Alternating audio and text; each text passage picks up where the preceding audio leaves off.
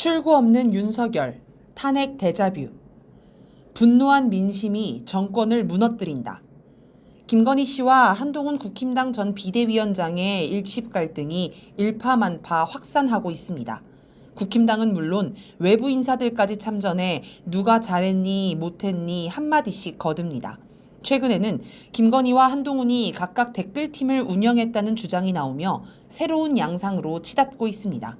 참고로 김경수 전 경남도지사는 댓글팀 운영 혐의로 징역 2년형을 받았습니다. 이제 김건희 한동훈 갈등이 적당히 봉합되기는 어려워 보입니다. 한동훈의 등장은 윤석열 대통령의 몰락과 연결됩니다.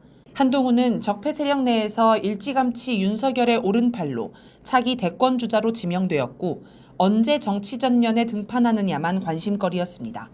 한동훈이 너무 일찍 등판하면 윤석열의 권력 누수 현상이 발생하고 너무 늦게 등판하면 대권주자로 입지를 다질 시간이 부족하기 때문입니다. 한동훈이 본격 등판한 시기는 2023년 12월 국힘당 비대위원장 추대로 볼 수 있습니다. 윤석열 집권 1년 반 만의 일입니다.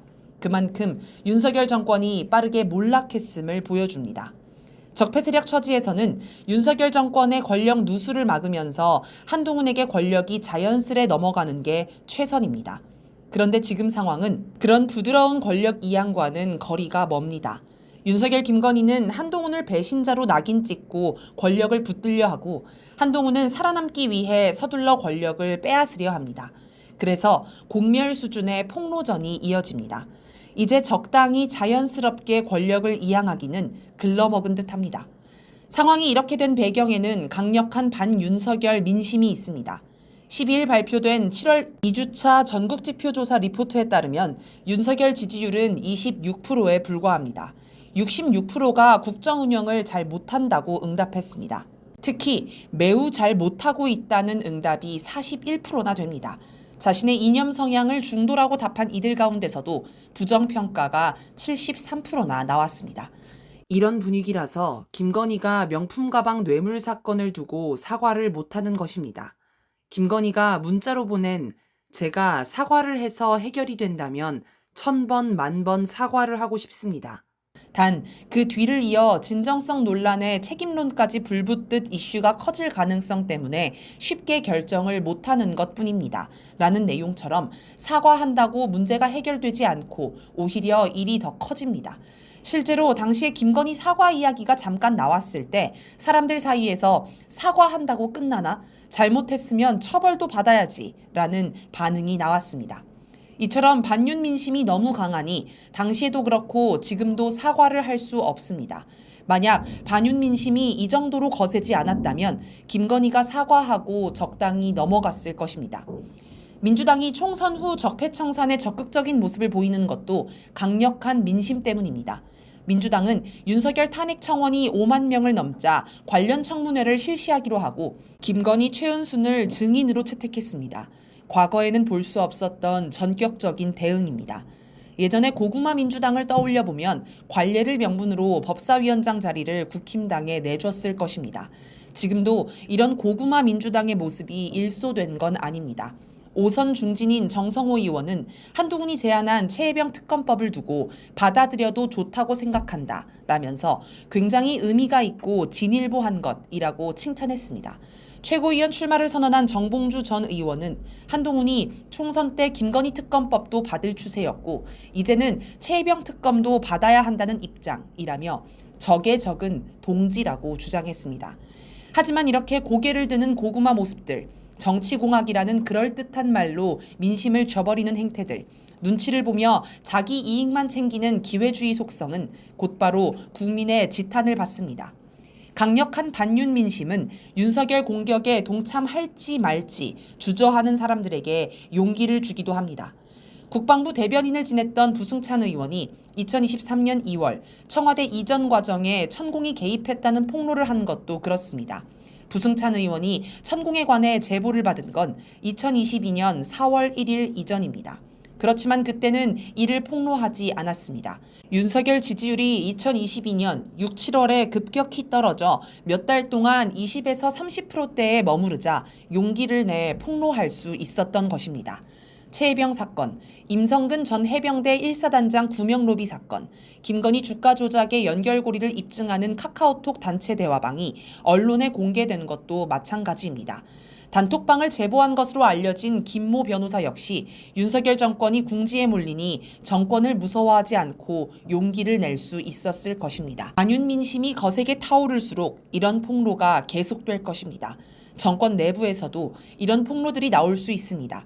그러다가 결정적인 폭로가 나오면서 순식간에 정권이 무너질 수 있습니다. 박근혜가 탄핵당하기까지.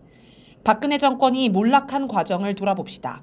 2014년 연말 송년회 자리에서 남재준 국가정보원장이 2015년에는 자유대한민국 체제로 통일돼 있을 것이라며 건배했다고 합니다.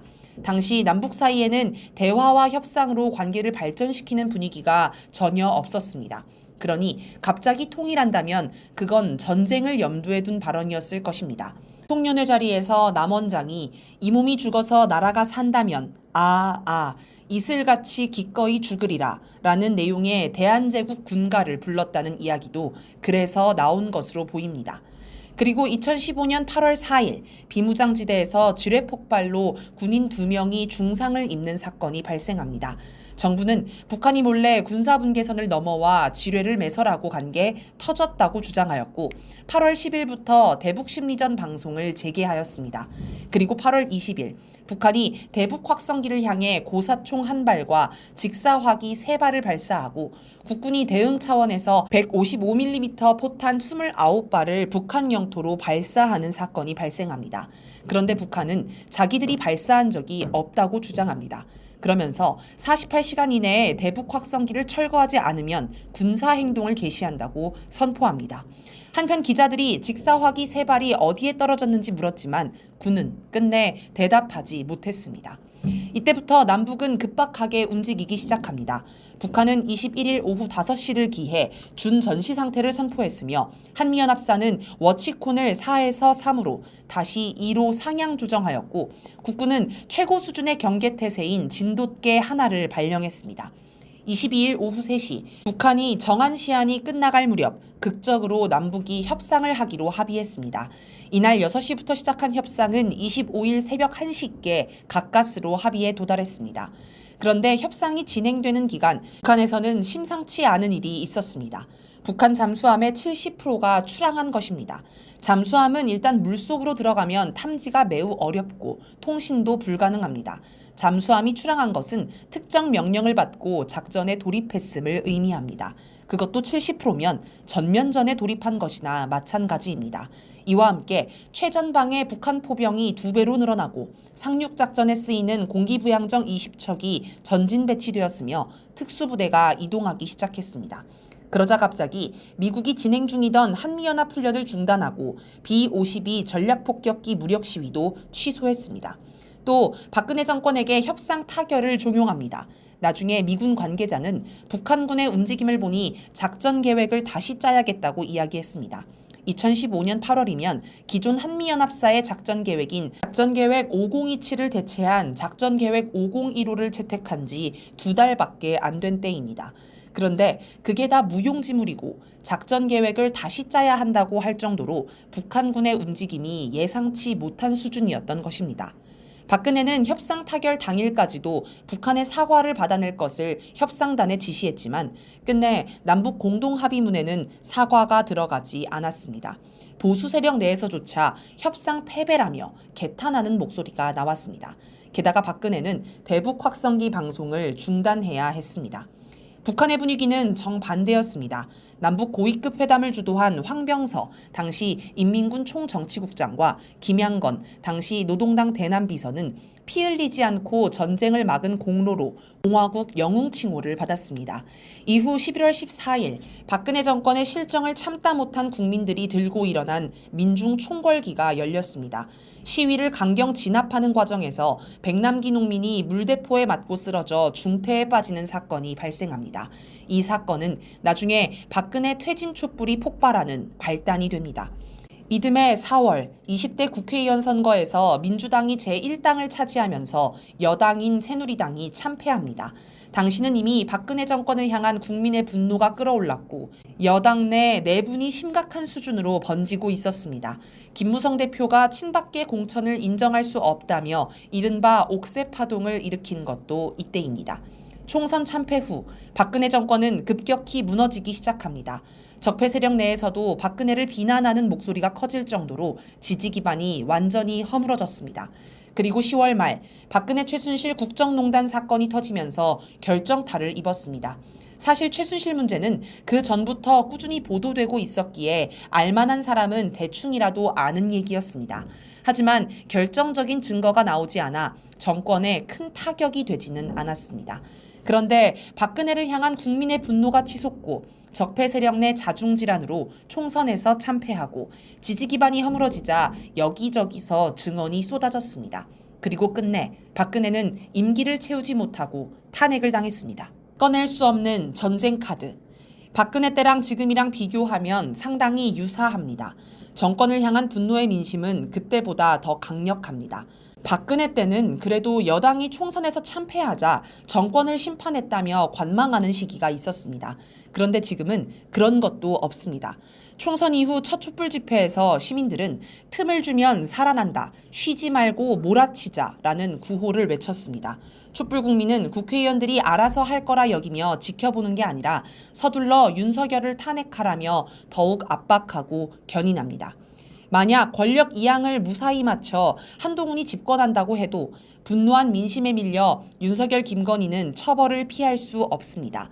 그러니 윤석열 김건희는 한동훈에게 권력을 넘겨줄 수 없습니다. 이제 윤석열이 꺼낼 수 있는 건 전쟁 카드밖에 없는 듯합니다. 전쟁해서 이기면 영웅이 될 것입니다. 명품 가방 같은 문제도 다 묻어버릴 수 있습니다. 윤석열은 12일 나토 정상회의에 참석해 북한과 러시아를 맹비난하고 우크라이나 지원을 약속하는 등 미국에게 점수를 따려고 안간힘을 썼습니다.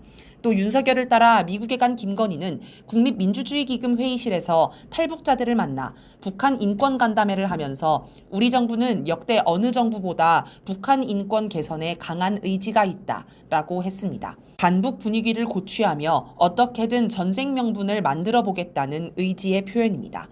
심지어 대북전단 살포가 전쟁 위기를 부른다며 금지하라는 요구가 빗발치고 기도와 파주시가 전단 살포를 단속하자 6월 하순 통일부는 대북전단 살포를 단속하는 게 위헌, 위법임을 입증해달라며 로펌과 법률 전문가에게 요청하는 일도 있었습니다. 이 정도면 정말 어떻게든 전쟁을 일으켜보겠다는 광기가 느껴집니다. 그런데 북한이 너무 강하게 나옵니다. 북한이 한반도 전쟁과 관련해 경고하는 내용을 정리하면 세 가지입니다. 전쟁이 나면 첫 발부터 핵을 쓴다. 전쟁이 나면 곧 전면전이며 점령, 평정, 수복을 한다. 미국이 개입하면 미국 본토를 공격한다는 것입니다. 그리고 말로만 경고하는 게 아니라 실제로 할 의지와 능력이 있음을 계속 실물로 보여주고 있습니다. 이건 우크라이나 전쟁과는 완전히 다른 양상입니다. 젤렌스키 대통령처럼 전쟁을 질질 끌면서 권력을 유지할 수 있는 그런 판을 짤 수 없습니다. 물론 일단 전쟁이 터지면 미국이 도와주리라 믿는 윤석열은 상황 판단을 못하고 전쟁에 매달립니다. 미국은 이런 윤석열이 전쟁을 일으킬까봐 예의주시하며 통제합니다. 지난 6월 군이 북한을 향해 확성기 방송을 했다고 하자 주한미 대사와 주한미군 사령관이 나서서 부정적인 목소리를 내고 유엔사를 동원해 조사를 하겠다고 한 것도 이런 이유입니다.